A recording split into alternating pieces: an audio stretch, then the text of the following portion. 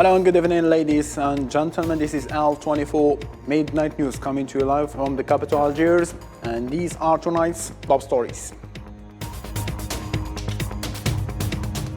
Dozens of martyrs and wounded in the ongoing Zionist raids on various areas on Gaza Strip. Fierce battles in Khan Yunis with resistance, and Palestinians' health ministry confirms that more than 400,000 people in the north have become without medical services.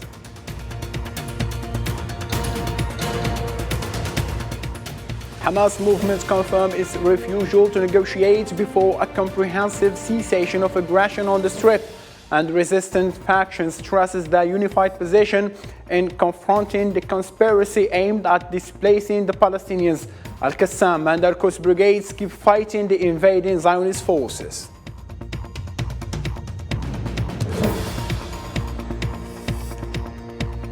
And in Algeria, the Second African Startups Conference efforts to value the innovative capabilities of African youth and exploit opportunities for cooperation between entrepreneurs all around the continent.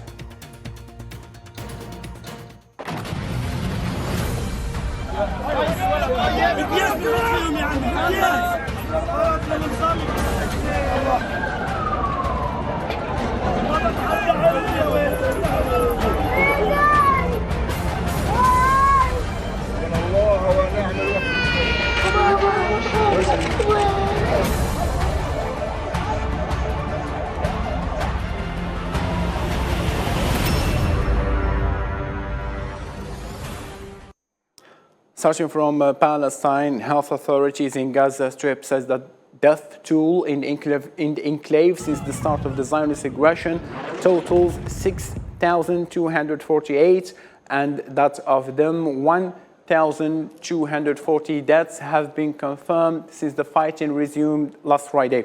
Gaza residents are fleeing to Rafah in the south from war-torn Khan Yunis and other areas in one of the most devastating humanitarian catastrophe in the 21st century.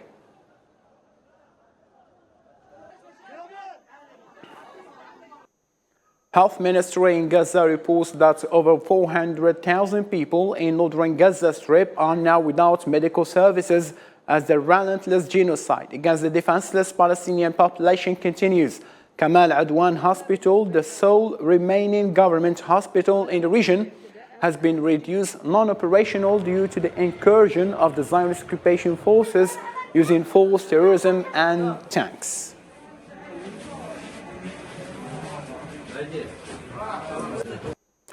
And now to have a clear idea of the Zionist barbaric airstrikes on Gazans, I'm joined live by Mr. Halli Schlanja from Germany, a vice chairman of the Board Schiller Institute.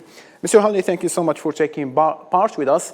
The whole world is now talking about the genocidal war taking place in Gaza, which culminated in the death of more than 60,260 people, including more than 7,112 children, and 43,660 injured, and another 7,600 missing, which means they are dead, because obviously they are under the rubble and not found yet. From these unbelievable numbers that are even sometimes miscalculated or even misread, don't you think it's quite logical for the Palestinians to fight back and resist the occupier, since the whole world is watching the genocidal movie scripted by the devil himself? I mean, even the devil would be merciful more than the Zionist leader Netanyahu. Well, thank you for inviting me in to talk about this. And I have to say, when I see those pictures, it's heartbreaking. And the article I wrote today had the headline, "Why is it that in Washington and the corridors of power, they can only hear the cries of Israeli children?" As you point out, most of the world is now clear that this is a genocide. This is an ethnic cleansing operation, that whatever happened to start it on October 7th, it was already pre-planned by Netanyahu and his cabinet and his extremist regime, that they would carry out an ethnic cleansing. Now, the question is, how can this be stopped? And obviously, resistance and fighting back is necessary, but there has to be something to end this cycle of violence from above. And our view is that the only way that can be done is with a two-state solution, justice for the Palestinians, an immediate ceasefire, and a rebuilding, which includes taking into consideration all the region, because this is an attack on the region. It's not just against Palestinians, it's against the entire area of Southwest Asia. And Netanyahu is acting as a puppet of the military-industrial complex in the West and the corporate cartels that control him. Very good. Mr. Hawley, let me read before you this statement back to you as President Biden, and I want your comment on this. He said that Israel state that's free and secure. He said that without an Israel state that is free and secure, I don't think there is a single Jew in the world who would be fully secure. That's why I have been such an overwhelming supporter. Adding, you don't have to be a Jew to be a Zionist, and I am a Zionist. I make no apologies for that. That's a reality. So based on these words, Mr. Hawley, don't you think the picture of what is happening now in Gaza is quite clear? Biden is an accomplice in the Netanyahu genocidal war in Gaza. Now, can we consider him just another war criminal that should be also put in the court? Well, with the death of Henry Kissinger this last week, I would put Biden near the top of the list of war criminals. He is responsible for hundreds of thousands of Ukrainian deaths, for not reaching an agreement, for sabotaging the agreement between Russia and Ukraine.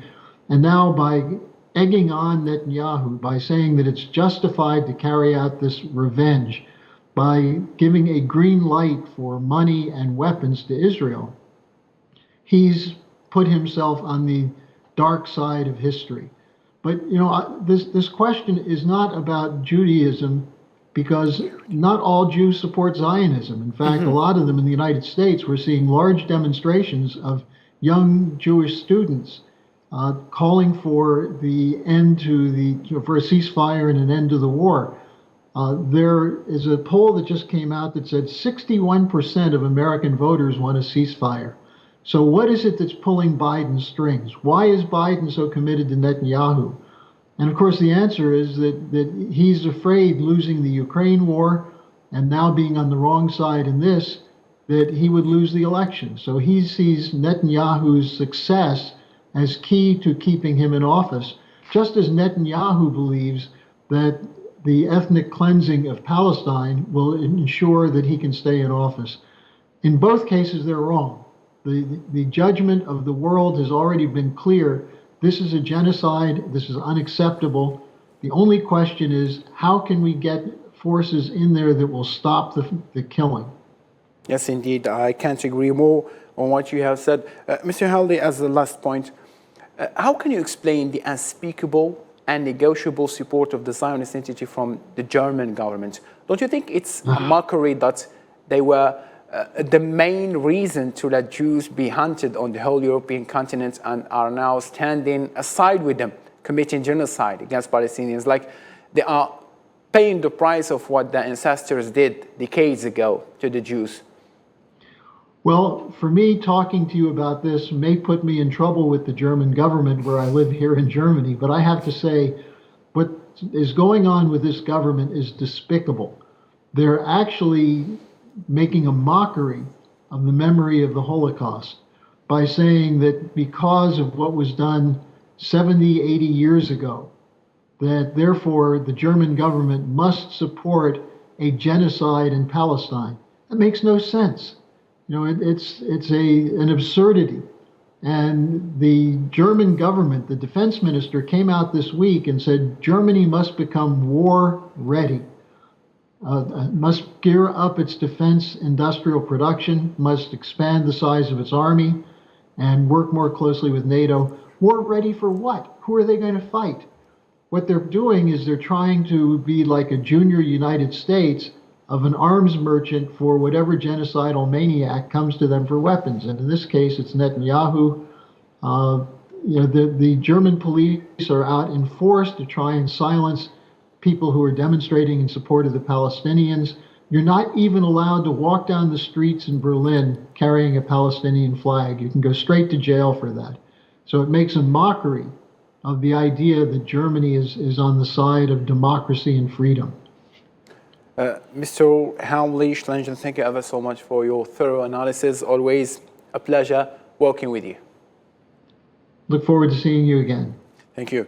Now, in the southern Gaza Strip, particularly in the Khan Yunis area, a relentless attack by air and land has resulted in hundreds of casualties. The Zionist occupation intensifies its raids, attempting to repeat the tragic scenes witnessed in northern Gaza Strip. From north to south, east to west, Gaza is engulfed in a relentless inferno. Khan Yunis, once deemed a safe haven by the occupation, is now a primary target.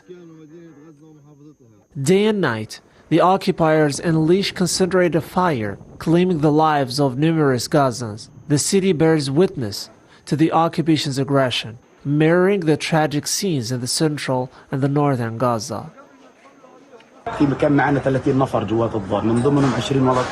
There were 30 people inside the house, 20 of them children, aged 15 to 4 years. We set up a place for them to sleep throughout the bombardment. Suddenly the fire hit us, and those houses collapsed.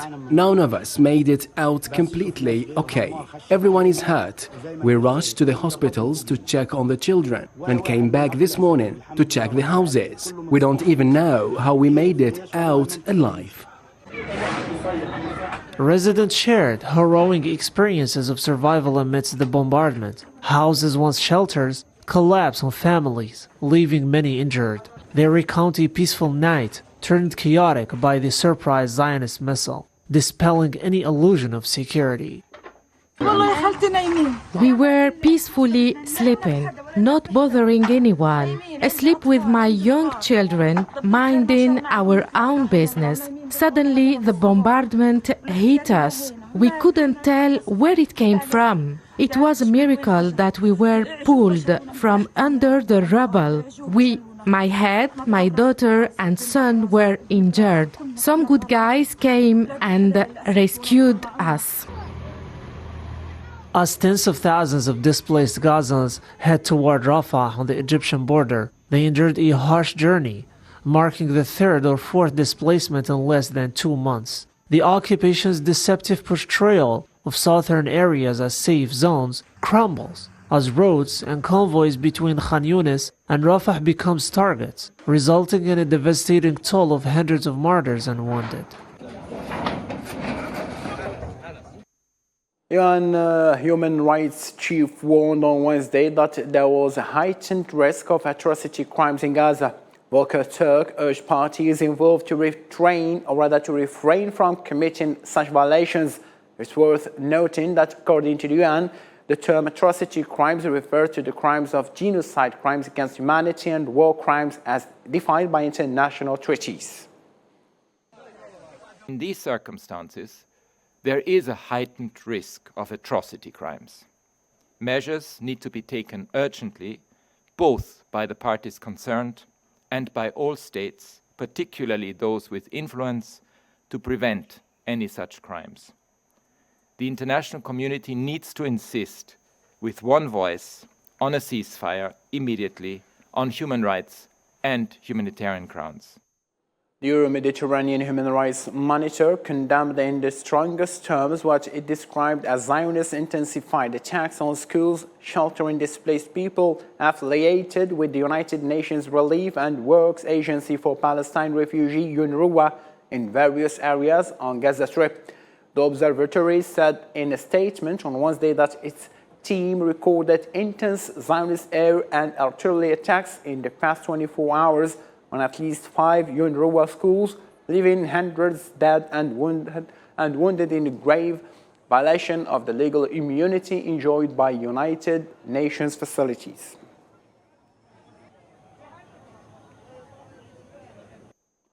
Palestinian ambassador to the United Nations, Riyad al-Mansour, said that our group is the final stages of submitting a draft resolution to the UN Security Council that calls for a ceasefire in Gaza. We cannot move further without having the Security Council shouldering its responsibility and to act or react to a draft resolution calling for a ceasefire. We are in the final moments of fine-tuning the language. We might be in a position to announce to you maybe before the end of the day of a step in that direction to be taken place before the end of this week. United Nations High Commissioner for Refugees Filippo Grandi warns of a potential catastrophic mass exodus of Palestinians from Gaza to neighboring countries, emphasizing the urgent need for a ceasefire. Grandi urges addressing the humanitarian crisis and inadequate aid entering Gaza to prevent a widespread displacement. He underscores the refugee status of Gaza's residents and advocates for immediate action to avert a regional crisis.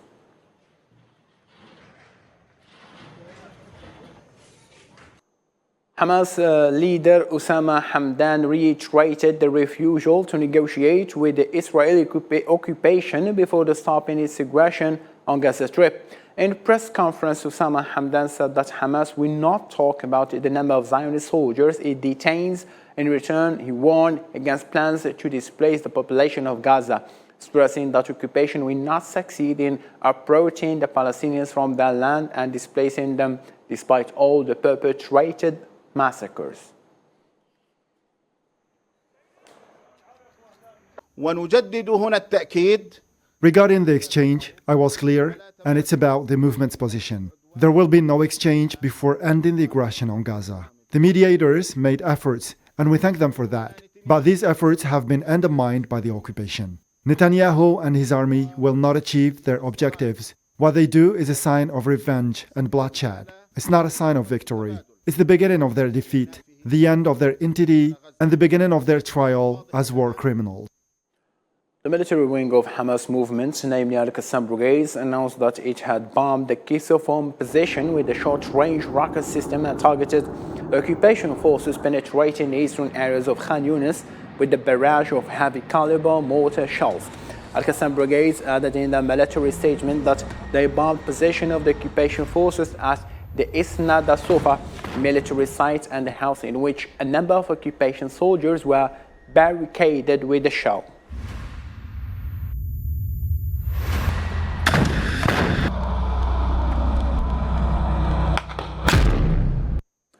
The Zionist Occupation Army acknowledged the death of 2 officers during clashes with the resistance in Gaza Strip. Hebrew media reports reveal casualties, including a reserve lieutenant colonel from Bir Saba and an armed fighter. 7 officers and soldiers are confirmed dead in battles in Gaza, underscoring the intensification of confrontations.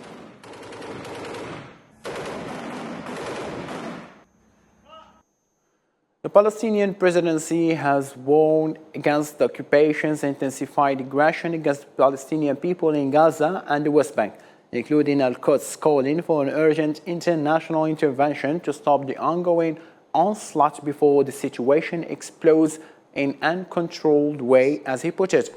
Palestinian presidential spokesperson Nabil Abu Rudaina said that while the Zionist entity is committing daily massacres against Palestinians in Gaza, the occupation forces and terrorist settlers continue their daily crimes in West Bank, as he put it, especially regarding the continued storming of Palestinian cities, towns and camps and perpetration of failed executions. Occupation forces stormed various areas in Tuba, resulting in 2 deaths and 11 injuries. Al-Farar camp and Tamum town. Additionally, a young man dies from injuries sustained during the occupation area storming of Tulkarm camp.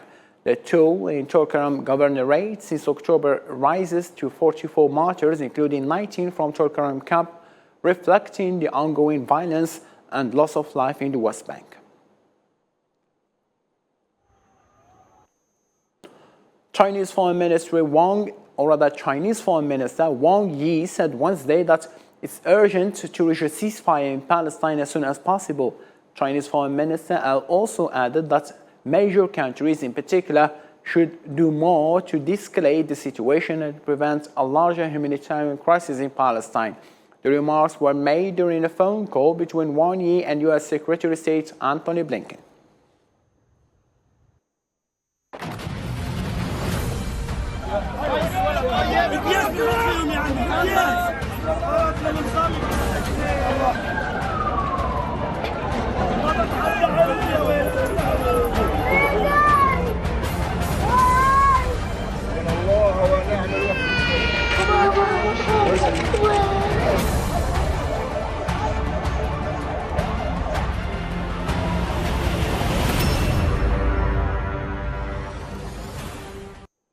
With the theme of innovation for the development of the African continent, the African Startup Conference boasts 200 international experts and 50 African ministers in order to shine a spotlight on African startups, foster cross-country knowledge exchange, and forge crucial cooperation agreements.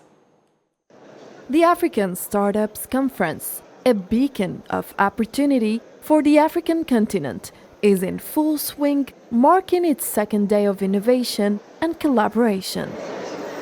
The second year that you organize this event, and it will be fruitful because they're starting to see some new companies that have been financed by hundreds of millions from abroad. Bringing together the brightest startups and the most innovative solutions, this event aims to propel the African economy, society, and culture forward through the power of innovation. Participants will huddle over 3 days to bring 2022's decisions to fruition, from establishing an African fund for startups to crafting a unified strategy against brain drain. The agenda is packed with initiatives to propel the continent forward. Young people, which is a continent with a lot of young people, we shouldn't let them go. We should them be successful and generating value and creating jobs in Africa. So, I mean, that's it. And it's coming along to the same thing. I mean, the entrepreneurship spirit, as far as we can expand that into the continent, will generate, of course, let's say, a brain attraction or exchanging best practices from other markets more developed.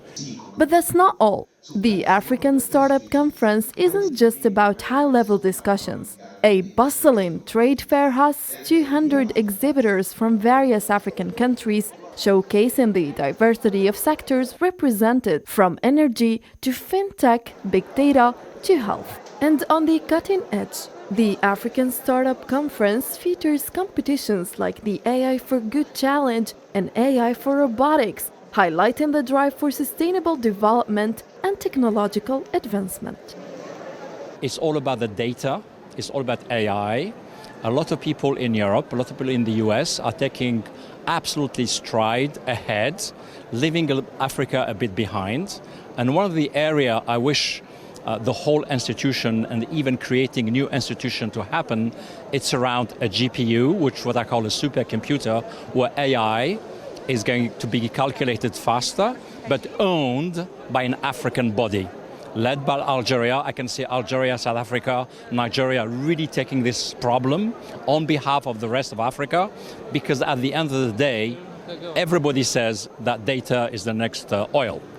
In order to foster cross-border collaboration and partnerships, this event offers entrepreneurs from the Mediterranean basin in Africa a singular stage on which to present their groundbreaking innovations to a wide range of global stakeholders. Russian President Vladimir Putin landed in the Kingdom of Saudi Arabia on Wednesday for talks with Saudi Crown Prince Mohammed bin Salman. Putin said during his trip to the Kingdom of Saudi Arabia that Russian-Saudi relations had reached a level they never saw before. Kremlin said on Wednesday that Russian President and Saudi Arabian Crown Prince discussed OPEC Plus cooperation and talks in Riyadh, and that cooperation will be continued.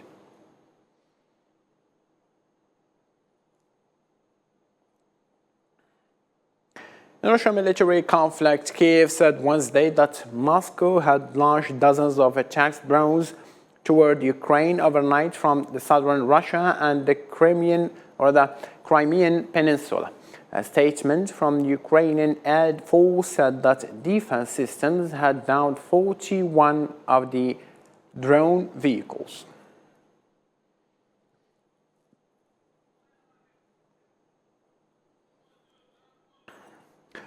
To this end, ladies and gentlemen, thank you so much for taking part with us in this late hour. For more updates, you can follow our social media platform.